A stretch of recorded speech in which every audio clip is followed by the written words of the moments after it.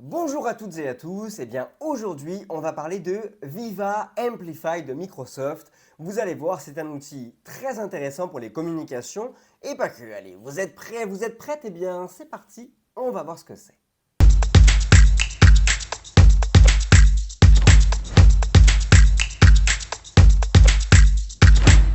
Alors, pour Viva Amplify, bon, la première chose pour pouvoir l'utiliser, c'est d'abord les licences Viva Amplify. On verra en fin de cette capsule le coût de ces licences. Mais pour vous connecter, connectez-vous directement sur le site myapplications.microsoft.com et ouvrez l'application Amplify. À l'ouverture de cette application, vous allez pouvoir donc créer une campagne si vous commencez de zéro ou alors travailler sur une campagne déjà existante. Quand vous créez une campagne, en fait tout simplement, vous allez pouvoir rajouter un nom à votre campagne, par exemple on va mettre test, vous allez pouvoir donner une description à celle-ci, préciser la langue, et quand vous allez faire suivant, vous allez pouvoir rajouter des membres à votre campagne. C'est là où c'est hyper intéressant. Imaginons, vous êtes une équipe de communication interne et vous voulez communiquer à l'interne sur un projet en particulier. Mais globalement, il vous faut des approbations des membres de ce projet-là. Vous allez pouvoir donc rajouter en fonction de votre plan de licence, si vous avez attribué des licences Viva Amplify à tout le monde, vous allez pouvoir ajouter des personnes bien en dehors de l'équipe de com pour pouvoir justement venir améliorer les contenus, corriger les contenus, ainsi de suite, ainsi de suite. Une fois que c'est fait, vous allez pouvoir donc créer vos campagnes et vous amuser. Nous, on va travailler sur une campagne qui existe déjà, on va faire quitter, on va aller travailler, hop, attendez, on va faire ça, ok. On va aller travailler sur la campagne qui s'appelle Nouveau produit 2. Ici, en fait, si j'ouvre ma campagne, je vais arriver sur mon tableau de bord de la gestion de celle-ci. Donc, ce que je vais pouvoir faire, déjà, c'est créer du contenu. Donc, une campagne ne veut pas dire un seul contenu en communication. Mais une campagne, c'est bien un sujet, donc là, en l'occurrence, un nouveau produit. Et à l'intérieur, on va pouvoir faire plusieurs communications sur des cadences différentes et sur des canaux différents. Donc en gros, on va avoir soit des modèles qui sont vides, ou alors on va pouvoir travailler sur des modèles qui ont déjà été préfaits par Viva Amplify. Donc on a tout ce qui est mise à jour, tout ce qui est événements, tout ce qui est bulletin d'information. Mais vous allez voir, c'est hyper simple de travailler un template.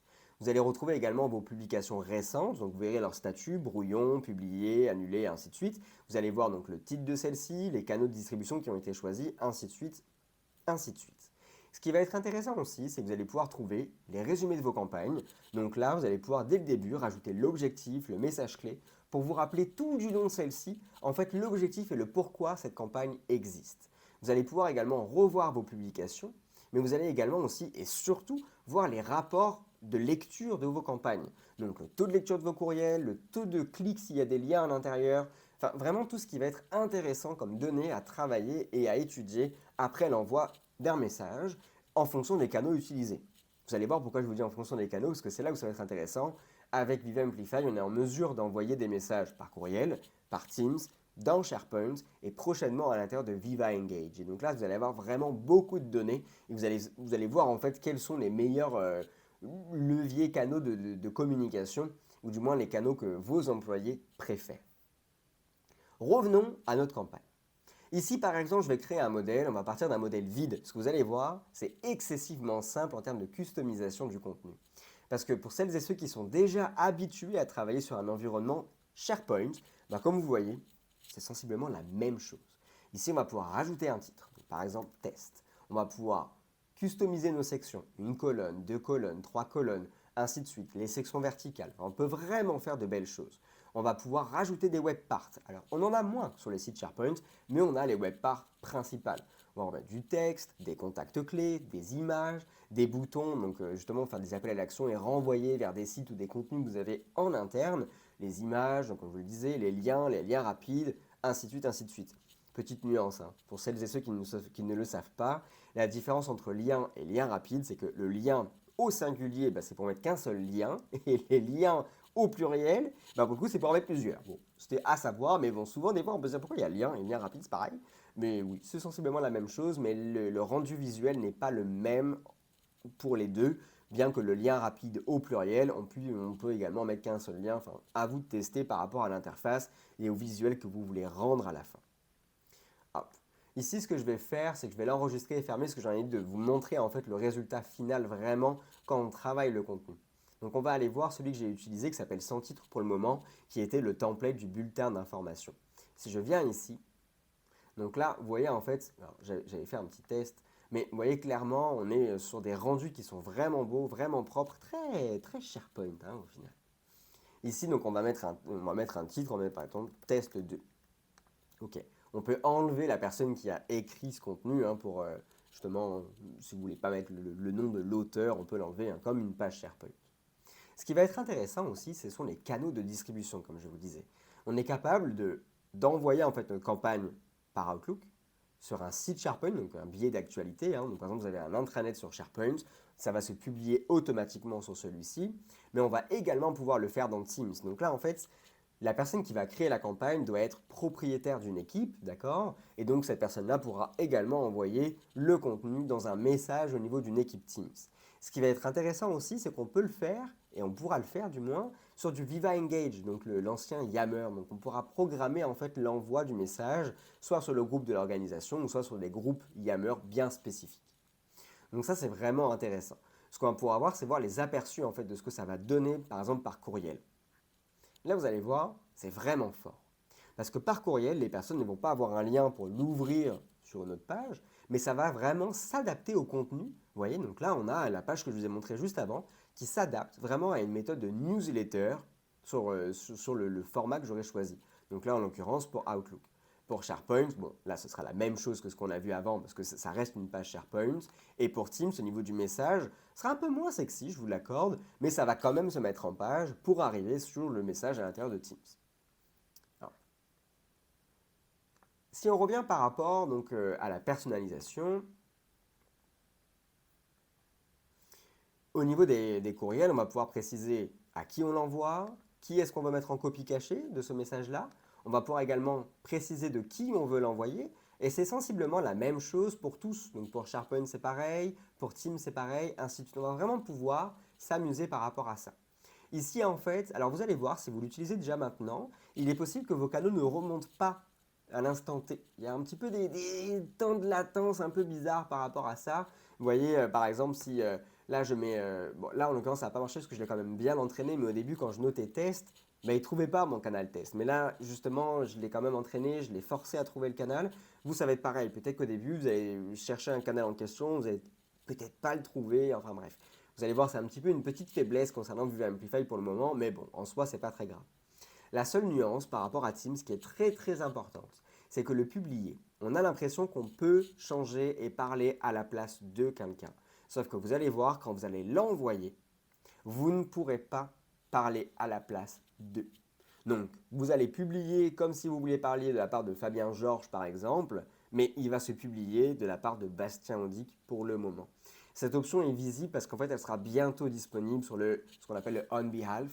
Donc, pour le coup, on va attendre un petit peu, on va suivre les évolutions de Microsoft sur ce point de vue-là. Mais ça peut porter à confusion parce qu'on a l'impression qu'on peut, mais dans les faits, non, on ne peut pas vraiment. Ah, on remet Bastien Audic.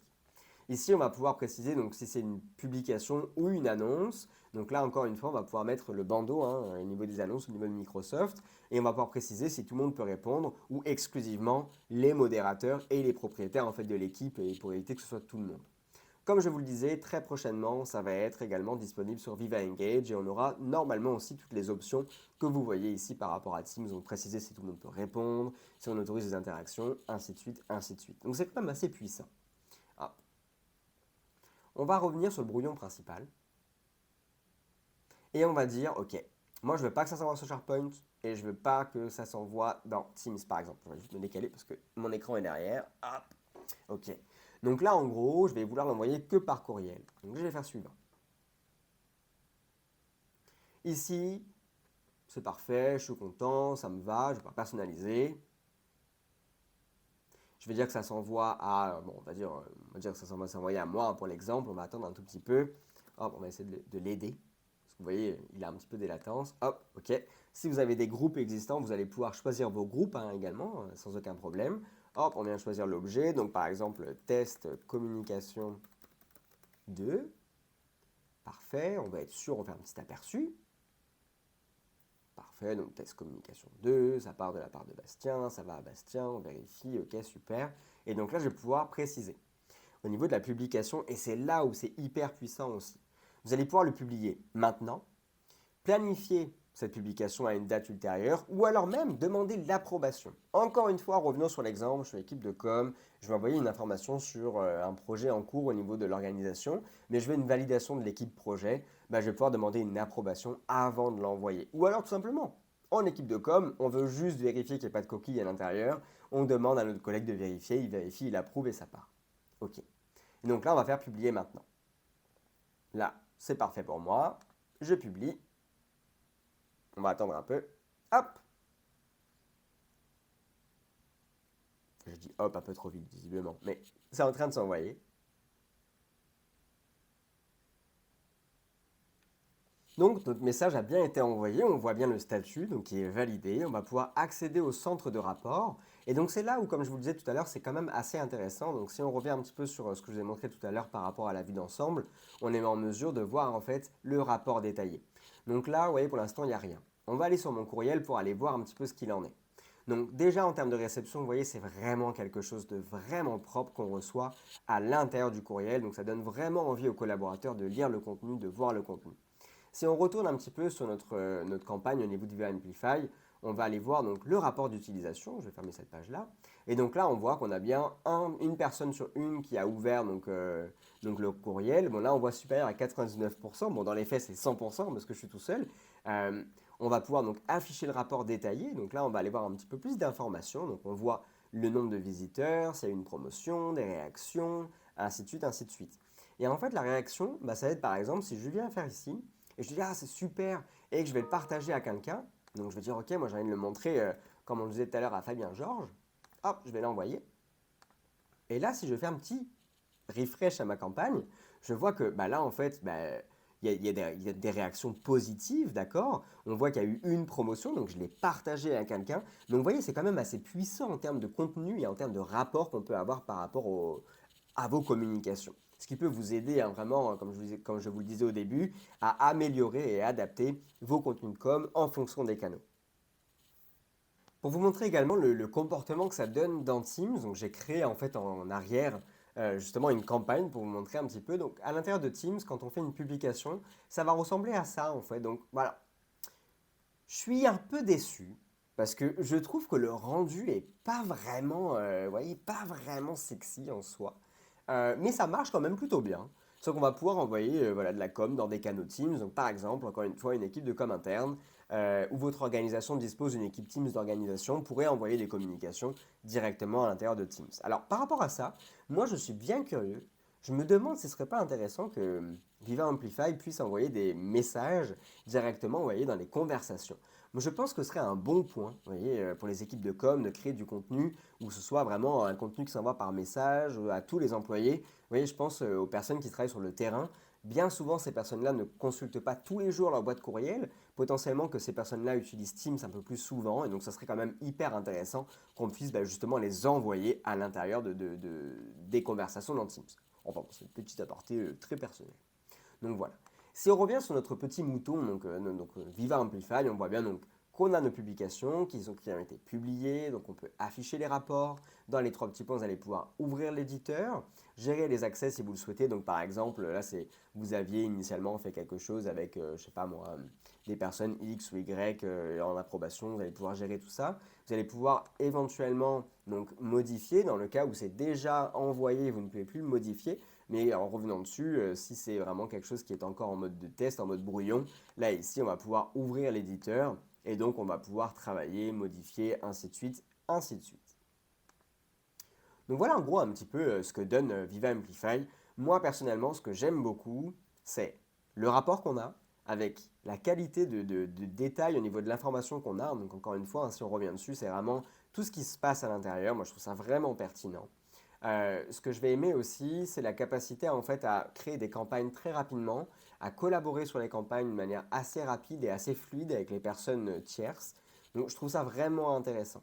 Ce qui va être intéressant aussi, c'est qu'une campagne va créer en fait un espèce de flux à l'intérieur de Teams. Donc c'est quand même intéressant. Alors souvent, je pense... Alors, attendez, je vais juste ouvrir ça. Hop, sur le web.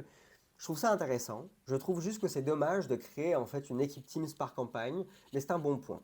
C'est un bon point dans le sens où vous allez pouvoir, si c'est des campagnes qui sont là sur du long terme, bah, vous allez pouvoir vraiment travailler sur ces campagnes de manière collaborative, avec du Teams, partage de documents, ainsi de suite, ainsi de suite. Je ne suis pas vraiment pour, mais je trouve ça intéressant. Donc voilà, c'est ce qui va être un bon point également pour certains. Voilà en gros un petit peu tout ce que j'avais à vous dire sur Viva Amplify. Moi personnellement j'aime beaucoup cet outil. Je trouve que c'est un outil très fluide, bien intégré avec les outils Microsoft 365. Il risque d'être un bon concurrent pour les Jungle Mail, Mailchimp et tout ça. Euh, mais clairement, je vous invite à le tester parce qu'il est vraiment bien. Alors, comme je vous l'ai promis au tout début de cette capsule, parlons maintenant de coûts. Viva Amplify ne peut pas s'acheter en standalone, comme on va dire. Donc, il ne peut pas s'acheter tout seul. Il doit s'acheter sur la brique Microsoft Viva Employee Communication and Communities. Donc, en gros, clairement, ça coûte 2 dollars par mois à peu près. Je dis à peu près parce que tout dépend de vos négociations de licence avec Microsoft. Mais en tout cas, le prix public est affiché à 2 dollars par mois. Ici, en fait, vous allez avoir accès donc, à Viva Connection, Viva Engage, Viva Amplify.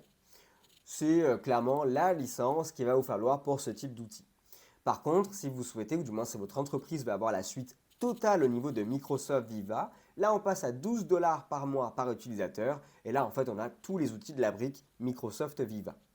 Au sujet des 2 dollars par mois par utilisateur, clairement c'est des licences qu'on pourrait attribuer à X employés. Par exemple, acheter des licences Microsoft, Viva Employee Communication and Communities, que pour vos équipes de communication. Et donc là, pour le coup, c'est que les coms qui ont accès à Viva Amplify. À voir sur le quid entre Viva avec Viva Engage, à se poser des questions. Mais en tout cas, vous pouvez attribuer des licences que à des personnes bien spécifiques de l'organisation et ils pourront envoyer en fait des contenus de com à toute l'organisation sans problème. C'est juste qu'ils ne pourront pas partager les campagnes comme on a pu le voir juste avant. Donc faire de la co-édition, de la co-création avec les personnes ne sera pas possible. Mais ils pourront envoyer du message à tous les employés sans problème. Voilà. Et bien voilà, désormais vous savez ce que c'est que Microsoft Viva Amplify et je suis certain que vous êtes toutes et tous impatients de le tester. Vous allez toutes et tous le demander à vos services informatiques dans pas très longtemps, j'en suis sûr. Bon, en tout cas, si vous avez aimé cette vidéo, n'oubliez pas un petit pouce bleu, un commentaire, un partage et surtout souscrivez à la chaîne pour rester informé de toutes les actualités et des tutos, trucs et astuces concernant les outils Microsoft et pas que. Allez, sur ce, je vous souhaite de passer une très bonne journée et je vous dis à bientôt.